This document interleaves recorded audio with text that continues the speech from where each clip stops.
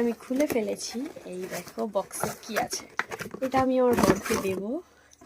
ছোট্ট একটা জিনিস, কিন্তু এটা আমাকে ভরে দিতে হবে। দেখো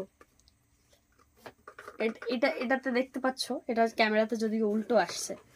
সামান্য জাস্ট মনে হয় এক বিদ্যার থেকেও ছোট একটা বক্স। এটাতে 1,00,000 টাকা জমবে। 1,00,000 টাকা। এখানে লেখা আছে কত টাকা জমালে তুমি 1,00,000 টাকা জমাতে পারবে। দেখো 200, 500। আর তার সাথে দিয়েছে একটা সুন্দর একটা মার্কার। এটা ভরে না আমার জন্য, এটা ভরে এই দুটো ভরে তুমি আমাকে দেবে, ঠিক আছে?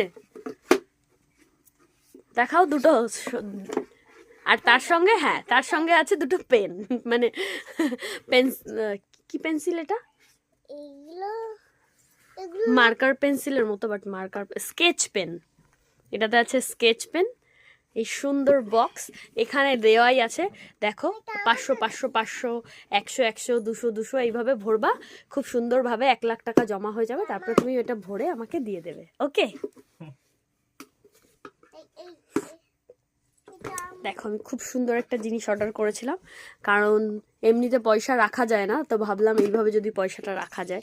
এই এক বিদ্যার থেকেও ছোট একটা বক্স, তার মধ্যে তুমি পুরো 1,00,000 টাকা জমাতে পারবে। আর এখানে লিখে দিয়েছে দেখো 50 টাকা করেও তুমি জমাতে পারো। 50 টাকা, 500 টাকা, 50 টাকা, 200 টাকা।